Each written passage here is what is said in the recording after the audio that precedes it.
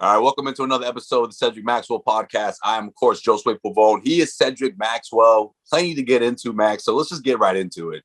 No rundown necessary for this one. We'll get right into it. And of course, the talk around the city is what's up with your Boston Celtics, Max? What's going on here? Got the Charlotte Hornets wiping the floor with him. With them. You know what? I know you probably hope you were down there at least to take it in your home state as the Charlotte Hornets put on a whooping to the Boston Celtics, man. 125 to 104. What was it? 5 players in double figures. Damn near breaking records out there with the assists. 39 assists. The last time a team in the NBA dished out 40 was back in 1996. So it was some serious offense clicking against the Boston Celtics, Max. What's your takeaway from the weekend? Didn't like the weekend at all. Obviously, if you're a Celtic fan. No, not at all. The thing you see this team do, and they've done it repeatedly, is they play to the level of the competition. When they play a strong team like a Phoenix Suns team or somebody like that in their caliber, they play really well. But when they play a team that is right at their level or below them, they have a tendency that they play down to the level of the competition. And if you do that, you're going to get beat. And if you still, again, almost have another 20 turnover night, this is one thing that's killing this team. 20 turnovers in the second half, man. Turnovers almost every night they're having. And I'm not sure if Brad needs to maybe change the system a little bit and take the ball out of Tatum's hands and let him be on the, because when he gets the ball in his hands and he brings it up the floor or he's doing, and you almost knew they were going to lose that game by one of the first plays of the game. I think Charlotte had scored, and Jason Tatum just threw a I know exactly the play you're talking about. Kimba, and Terry into a dunk. Jumps to pass the lane, and it was like one of those plays. Like it was such a left-handed, not lazy, not basketball play that you're not ready to play. And this is the thing about them, which is really good. And we can go back a couple of years when they were good and they were really good and almost beat LeBron, almost went to the finals. I was going to say great. Say great, Mac. When they were great. Well, when they could be great. They could be great. Is that They played every possession. Every possession was like a mini war that they feel they had to win. They defended. They rebounded. Everything now they do is so casual. And because of that, you can just see the wheels kind of fall off when they start getting in trouble. And they depend on the threes. And when the threes aren't going, it's like, okay, now what are we going to do? And then they start to try to get in the passing lane and drive and dribble too much. That's the thing that they could take a page away from Charlotte in that game. The fact that Charlotte passed the ball, they passed it. And the way you can't be covered is when you make multiple passes. The way you can be covered is when you over dribble the basketball and the defense starts to get entrenched and everybody on your team just stands and watches the dribble. So there were some things that really disappointed me about this game. I had a chance to talk to Sean Grandy, my broadcast partner, after the game. He was making this whole thing about OKC, the next team coming in. OKC has lost, I think he said 12 or 13 games in a row.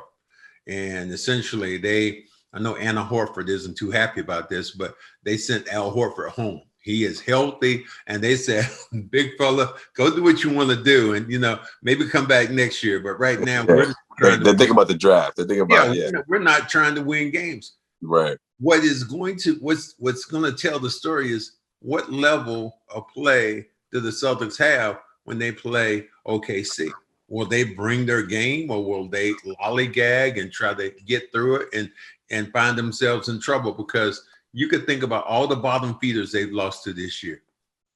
They lost to Sacramento twice. They lost to Cleveland twice. They lost to, at that time, Washington, who was really bad, and they've gotten good now. They lost to them.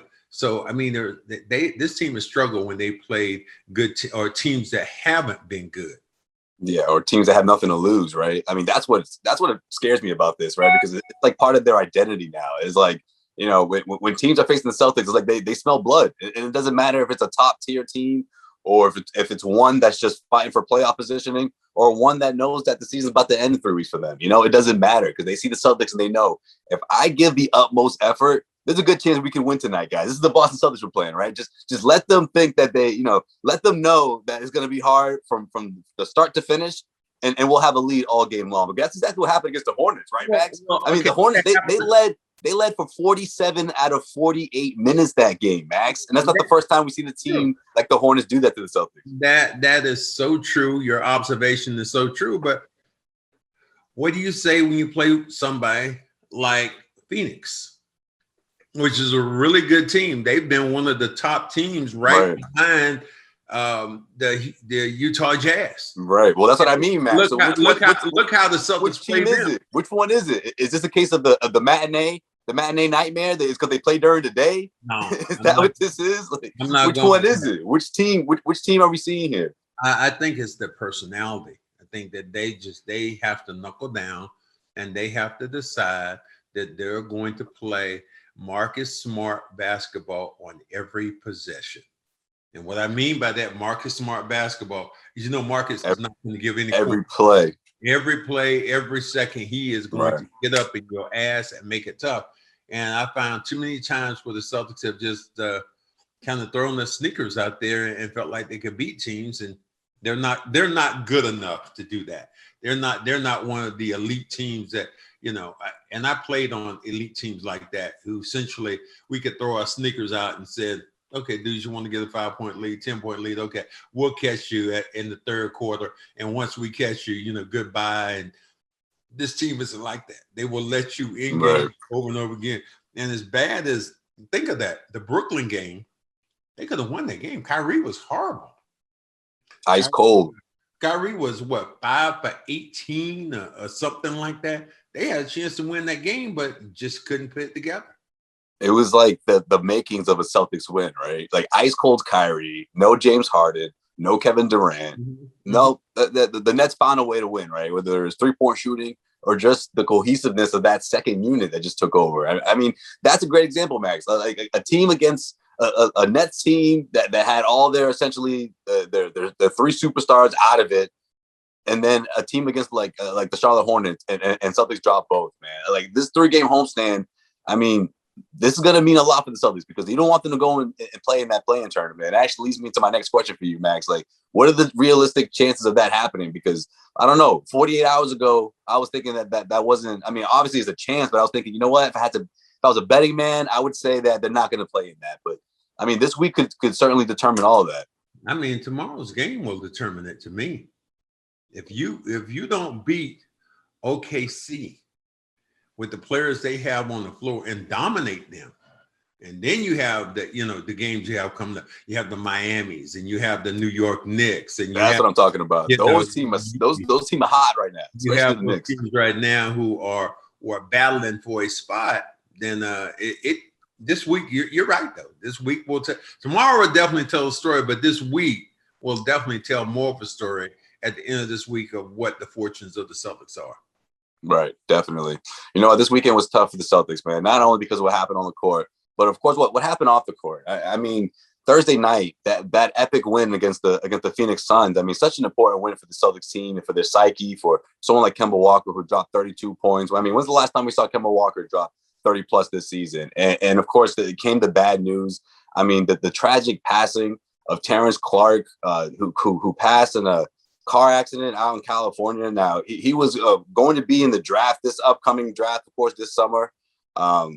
Came out of Kentucky, Boston native kid. I mean, Max and I, we both spoke to him a few times. I mean, throughout the years, because he spent a lot of times with the Boston Celtics. I mean, we could find Terrence, hanging out on the court before the games, dapping up Jaylen Brown or just chopping it up with Celtics assistant coaches. I mean, he was certainly that kind of guy that was that close to the team and formed a relationship with Jaylen Brown. And Max, I haven't been able to stop thinking about him all throughout the entire weekend, to be completely honest with you, man. It's been on my mind because it's such a sad story. And someone that, I mean, I guess is one of those tragic stories that just reminds you of anything, tomorrow you never know what can happen to you, I guess, but it's just, I can't get over it. I still can't wrap my head around it, Max. I'm having a tough time.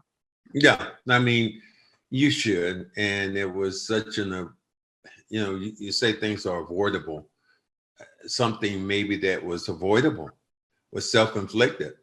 The fact that he was speeding, that he didn't have on a seatbelt, that he ran through a red light.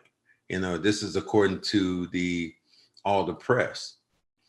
But it still doesn't do the justice to the fact that you've lost a young man like that for a reason that, essentially is just so sad, even to the point where, very seldom you have coaches who are engaged with players. Brad Stevens knew about this kid because his son, Brady, looked up to him. I have a picture that I think I put on Instagram that I took of him and my son, Devin. They were both standing there and they were holding up 4. And I was like, what the hell is that a gang sign? And my son said, no, Dad, that's the 704 area code for Charlotte. That's what that means. Max is like, is this some new new stuff I don't know about, some new gang you with? So, to see that big smile on his face, and it was so shocking to me because I kind of knew, but I was kind of in my mind hoping it wasn't the kid I was thinking about. Because when Sean said his name, I did not know his name. I just knew him as this big friendly kid with a smile. And then I said, Sean, I think I know this kid. And then he showed me a picture, and I said, Sean, I know him. I said, he was at the game many times and spoke to me after the game. He was, like you said, he carried himself like he was in the league already. Right. That he was part of it. If you didn't know any better, you would think he was like a guy in the G League, hanging out with the team, that he knew that his destiny was, he was going to be one of those guys in the NBA. And if you watched him play his mixtape, he carried himself like that. Oh, man. Like he was a cut above the guys he was playing. Like it's like he was a man sometimes playing with boys. And I love that. You're right. Well, fortunate that he didn't get a chance really to shine at Kentucky because of a foot injury. He was battling that. And so and you think about it, declared himself for the draft and only averaged about, 12 points or something like that at Kentucky. 9 points or so, a little over 9 points. Like 10 points in Kentucky, but to declare himself for the draft, man, that's really ballsy as a freshman. Then you just know you belong. That was it. Right. So that's really just sad, and it's just so sad for his family, his friends, and just Boston. Because you looked at him as a Boston kid. Yeah. No, I mean that relationship he formed with Jaylen Brown, I thought was so unique, obviously, for a high school kid to be able to work out with a professional like that. But I also thought it was interesting how similar their styles were. I mean, Jalen doesn't do it anymore, but remember Jalen used to rock the high shorts, like the old 90s joints, like not the 80s joints that she was rocking, but the little higher than usual, because he just always thought that he played better that way. And Terrence was like, man, like I always thought the same, from the beginning of his, the same thing as Jalen, since he first started playing, organized basketball. He always thought he played a little better with the shorts a little high. And I thought that was cool that they both had that connection through that. And of course, how their games were sort of similar and how athletic they are. Yeah. And how athletic they were. Yeah. You could hear Jalen said that. He said, I just lost my little bro. He said, just lost my little bro. So you think of his life in the last year or so, the year and a half, Kobe Bryant passing away, all the things, Tommy Heinsohn passing away, this kid passed one of his best friends, childhood friends, passed a couple years his best friends, and then going through COVID, and then going through the bubble, and then to Black Lives Matter. I mean, that's almost a lifetime of experience for anybody. When you think about, you combine put all that in a concentrated effort of probably about maybe a month and a half. That's absolutely that's just crazy. It is absolutely crazy. You think a month and a half and you have all this stuff thrown at you. And then to, essentially get, the new deal, the new contract, and, hear about him with the new girlfriend, and It's like damn. You heard about that too, Max, huh? Yeah, I keep hearing about her. I was her. Yeah. It's like, okay, well, what do you call her? Do you call her by her name, or you just call her her? I would guess it's by her government name, Max. Probably her first name. I hope you call it Dave or something. I hope you say, hey, her, come here. Come here, her. Yeah, I got reservations, her. Come on. She's extremely talented. I was gonna say, have you heard her music? You would like her music, man. Yeah, I've got a couple of things that she's made, and yeah, she was supposed. I don't know if she won. Maybe she didn't win, but she was up for Academy Award with one of her songs. Was in Black Messiah. Is that right? Oh, that got. Well, I don't know the movie got nominated, but her song got nominated. Yeah, the song that was nominated for Academy Awards. Man, that should have won Best Picture, man. Have you seen No Man? Oh, don't get me started. Have you seen No Man's Land? No Man's Land, the one that won. Max, you're gonna cherish. You're gonna do way better with those 2.5 hours than you would if you watch that movie, man. Let me tell you something. And listen, it's not about the premise. I was all for it. I'm all about a movie, taking the time to build for that climatic finish. No, didn't have it, man. Did it? Next thing I knew, the credits are rolling, and I said, I knew it. You've been there, Max. At that point, you go to the best of us. Got me. They got me. That's how I felt. Bamboozled, man. But here's the beauty part. At least you weren't in the movie theater. That's true. That's true, because that's the worst. Nothing's worse than that, having to watch. No, you don't want to be in a movie theater with a bunch of other black folks, and the movie be that ball ugly. It was like they'll let you know. Man, what the hell? They'll let everybody know too. That was trash. Oh man, there's certain movies. Yeah, man. You look at what was the movie?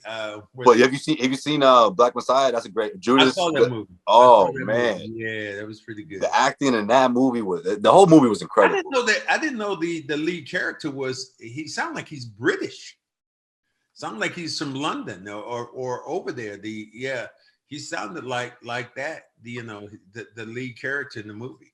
He is. It's interesting because I don't know if I've seen him in one of his movies where he's. Yeah, but he's also been I know you haven't seen Queen and Slim. I told you to see Queen and Slim. That's a really good movie. I started watching that, but he didn't sound his That's what I'm saying. All the movies I've seen him in, he doesn't have the accent. He was also in Black Panther. Right. He was in Black Panther. Black Panther too, right? That's right. He's an incredible actor, man. And he was the movie which I really called him in, which was crazy, was the Peel guys movie. With the black people. Oh, Get Out. Get Out is a great movie. That's another one. Yeah. That's another one. That's the first one that I actually called him. I was like, damn, this dude's pretty good. Yeah. That was the first one for me too. Yeah, he's really good, man. But yeah, he crushed it with that one. With that one for sure. And the funny thing about that movie, Get Out, was the fact that I ended up meeting. I'm gonna put this online. That the character, what was the other character in the movie? The black guy who was his buddy, who was telling you don't do it. Rob, that's his name in the movie? Hold on. The security dude or the one that the one at the very, very beginning that got kidnapped? Which one? No, his buddy. Rob. Yeah, the security dude. He's on. Have you ever seen the Carmichaels? That's a really good show. Seen the Carmichaels. He's on that too, but yeah. I was in LA. You saw him? Probably about 3 years ago.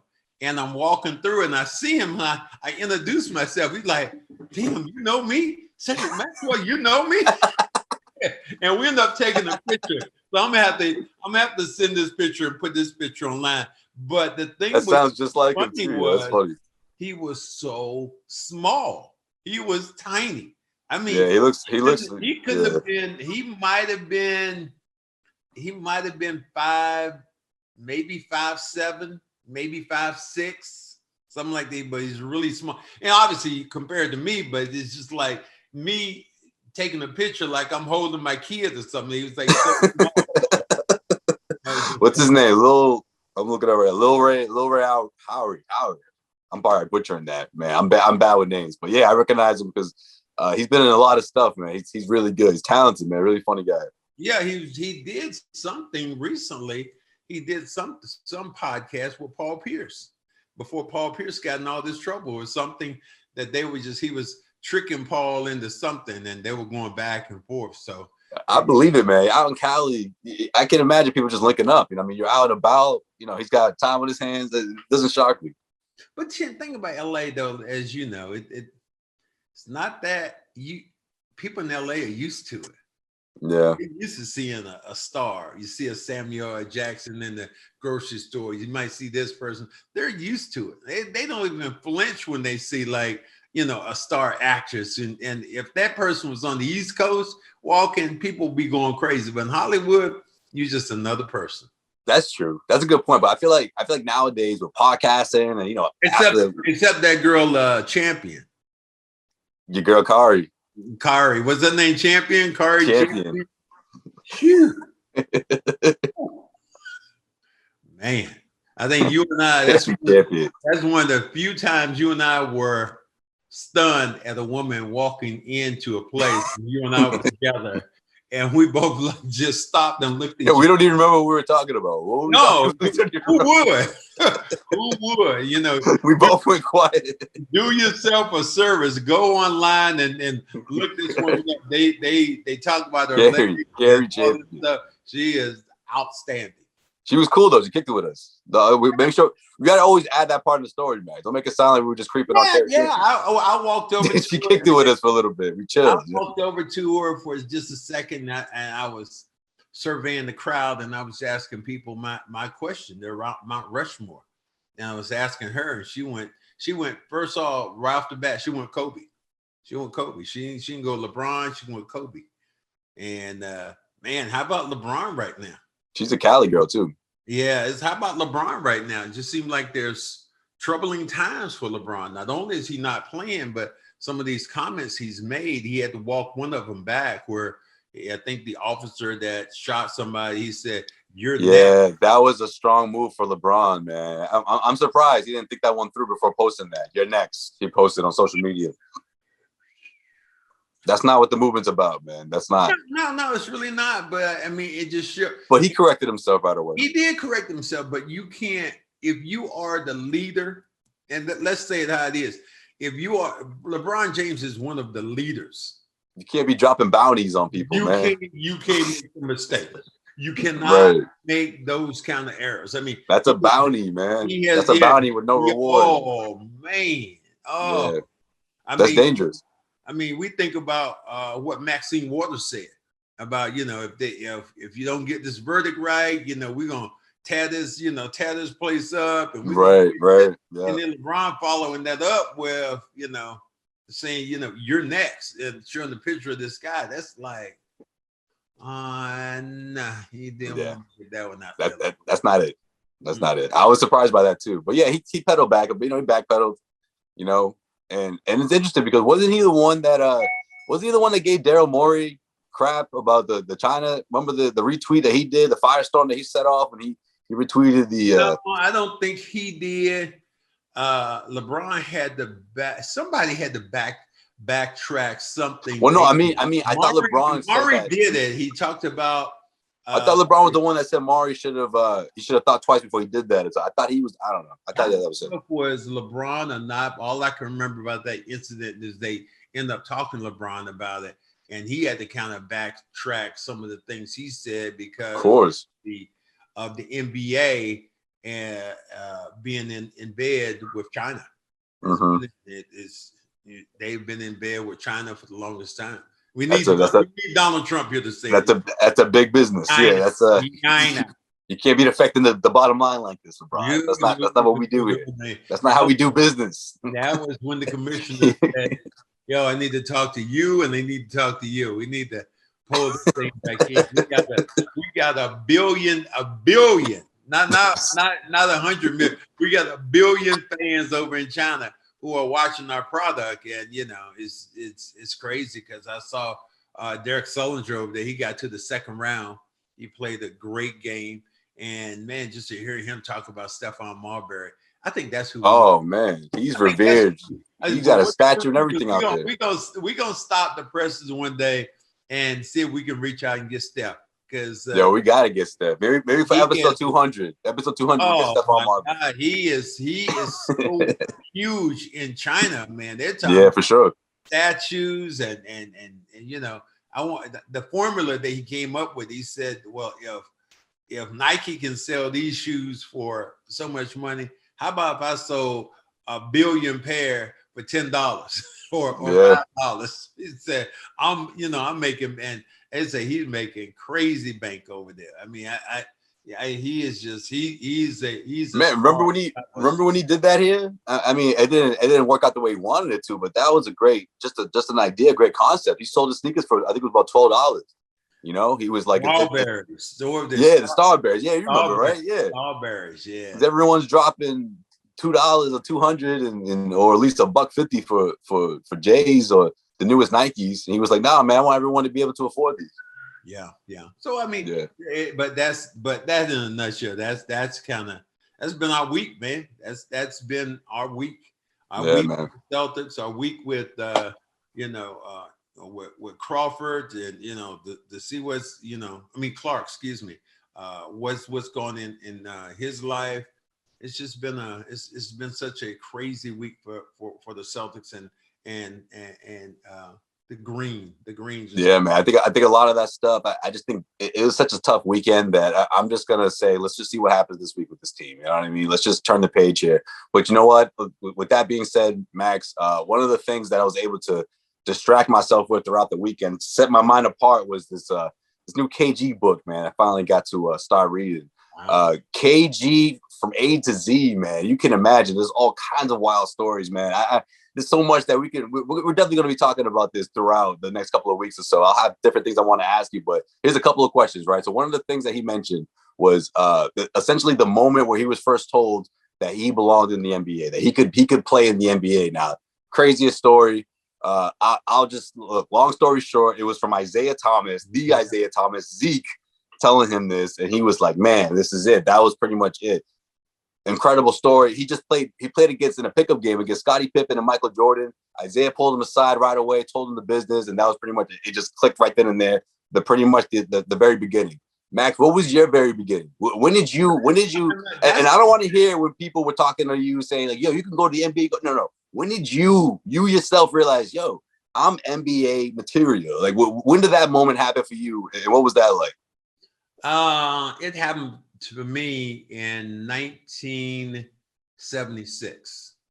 I was a junior in college, and we had played some good teams, but they beat us and all. But we got invited that year to the NIT, National Invitational Tournament. That's when it was still huge, and a lot of teams. There were only 32 teams were taken in the big dance, so there was a lot of talent that went to right. And so we went to the NIT, and we started playing these teams, and we played one of the top teams in the country that year. That was San Francisco, and that was with Bill Cartwright, and they had a guy named James Hardy and another guy, Williford Bowens, and we played them. We beat them. We played Oregon with Greg Ballard, a guy I ended up playing against later on, and Dick Harder was a defensive coach. I dropped 30 on them. Man. Dick Harder, he used to coach for the Celtics. I remember him. Yeah, then we played North Carolina State, and they had essentially taken us off their schedule, and we ended up beating them. And we played Kentucky in the finals, and we lost by 3. And although we lost the tournament, the most valuable player in that tournament was me. Man. That told me at that time that I could play. I'm looking at these other guys thinking they were playing. I realized that I was better than almost every one of these guys I was playing against. Like I belong. Yeah. So that was the moment that, I thought I belonged. I mean, I was my junior year after the NIT. People asked me, said, "Are you going to go hardship? Are you coming out early in the draft?" I was like, "No, man, I wanted, I enjoyed college. I wasn't even thinking about that. And I didn't know how good I was." Max was having a blast. Max having a ball. So it gave me, I was kind of with like fraternity brothers and whatnot, right, Max? I was like a guy perfect. I was like, Pritchard, the 4th year in school, the fun year. That's the best year, right? That's the best year. Everything done. You've already learned all the ropes. Right. You're the top big man. You dream about senior year. You dream about that. Campus. So yeah, that was the time that I realized that I had the potential to be. And every time somebody would ask me about it, it's like, I kind of laugh it off. No, man, I'm just a college student, and I'm just worried about But deep down, you're like, in my mind, I'm thinking like, damn, is this really? Could this happen? See, that's why I wanted to hear when you believed it, not when people were saying it to you. You must have been hearing it for years. No, I didn't hear it for years. I heard. Oh, yeah.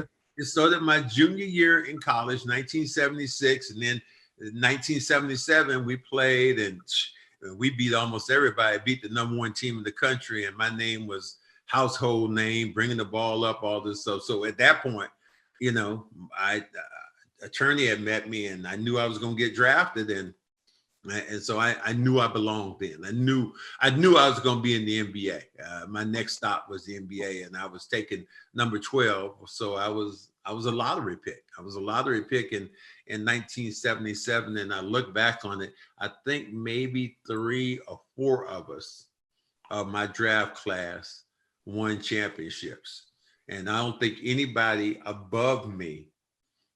No, there was one. One guy above me, Jack Sigma, ended up winning championship with Seattle.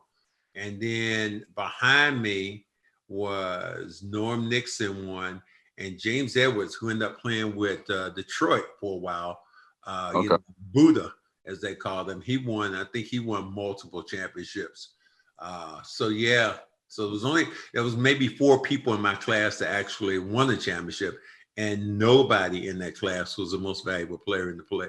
I was gonna say, no one had that one. And nobody got that. Nobody had that stone.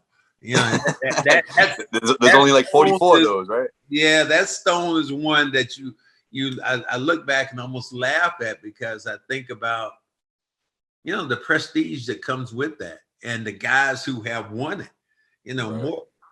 Fewer guys have won the MVP, have won the Finals MVP than anything else you think about, because Michael Jordan won it about 4 or 5 times. Well, how many championships he won? 5, 4 or 5, 6. He won 5 championships, so he's always 6 of them joints. Okay, well, he won 6. He was he was the most valuable player 6 times in that thing. So you think about the numbers that you have there. Magic won, Bird won, Kareem won it multiple times. So it was the truth got one. Yeah, Truth got one. So a lot of that is just something that's just a rare song. Andre Iguodala got one. Remember that? And I told you that story how Kendrick Perkins was with OKC at the time, and Harden and Durant, they were in the locker room. And after the game, I went in and speak to Perk, and I was teasing him. I said, "Perk, you owe me some money." He said, Perk in his way looked up and said, "Yeah, just because you were the fucking MVP in the finals, that don't mean that." And Durant and Harden looked like, who is that? What? Because they were laughing at first. I said, "Perk, go put some money." And they laughed. They were like, "Woo." You should have been like, Google it, motherfucker. Perk said, "Yeah, just because you're the MVP in the finals, that don't mean shit." And then but you should have turned to Durant and be like, yo, I'm gonna put y'all on real quick. Why don't you Google Cedric Maxwell? Put y'all on some game real quick. So that was just a funny moment. I would just always laugh. That's mad funny. I just pictured both of them just looking up and like, who are you talking to right now? Who's the final MVP? First, they were looking at me because I said, "Perk, you owe me some goddamn money." And Perk looked at me, and they looked at him.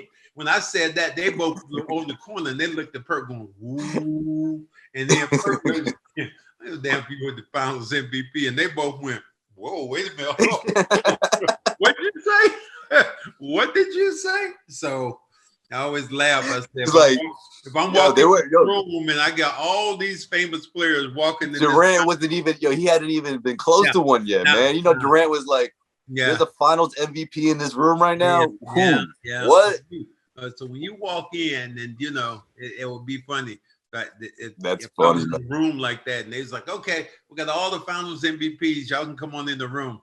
I get there to the door, and they be like, "Whoa, hey, did you hear what we said?" Only thing I could do, I had to take out my watch, my MVP watch. Yeah, Seiko. And show my Seiko watch. That's the only way I get by. You should have been like, "What you mean? Can't you tell, man? Finals MVP, like man." Think that I'm Damian Lillard or something doing like this. Time. Yeah, that watch is so nice. I bet you could have played the year after you won it and rocked it while you played, bro. You would have been straight. Here's one that. Oh man. You know what, man? We're gonna do this. We're gonna do that every week, I guess. Maybe we'll do that every week until I finish this book. I'll have a KG question for you prepared every episode. Because here's the thing that led to a great story. Yeah, but here's the thing, which is gonna be even better. That I think in the next couple of weeks. Oh, you gonna let them know? You gonna say it? Spoiler alert here. Spoiler alert. Keep it 100 here. I'm doing an interview with Paul Pierce and KG, that I am the host of this interview. Let's go. So I'm kind of really excited about it. And to our listeners and our viewers who are on the Cedric Maxwell podcast with us and who've been on this roller coaster, if you guys have any suggestions at all about questions that you like for me to ask Paul, send them. KG, send them in to us, because we'd love to have it. I mean, one of the questions that one of the things I'm going to propose is that, guys, I mean, I know both of you are great players and there was, great championship, but it's time for you guys to bring Ray Allen home. Oh, you're going to do that? Oh, that's what this is about. Oh, you're doing a little sit down right now. Yeah, we're going to sit. Well, a little reunion, a little piece by piece. Yeah. So, I mean, there are things about it, and, I'm probably offering. And I guess do I need to ask Paul Pierce, like, what the hell were you thinking about putting out that damn video? I mean, is that one of the questions I need to hit him up with? No, better yet, tell him how we both saw it coming from the New Year's Eve when you went live to the other time. be like, yo, Josue, he feels the single vibes, man. He was like, Josue was like, Paul gonna do something. You're gonna do something. He's having fun. I like it. He's having fun. He can't have that much fun though. So, but guys, yeah, stay tuned with us. We have something good that might be coming for you. So, if you why can't you have that much fun, Max? You can't broadcast it. Well, we need to do this. If you can't broadcast it. Get that like button for us. You need to. Is that how that thing works? Subscribe. Yeah, hit subscribe on YouTube. Say subscribe on iTunes and all that fun stuff. Yep, and absolutely. You're in the house with us anyway. So anyway, guys, it was absolutely a ball talking to you again this week, and we're looking forward to more exciting things about. Yo, Max, I just realized this is a new batch of episodes, so to speak, right? We got the hot 100. This is the above 100. We stepping our game up now. We're stepping our game up. We going into something else. So guys, again, right. Thank you for all our supporters. Absolutely, guys. We appreciate it. We'll see you guys next week for sure. Well, no doubt.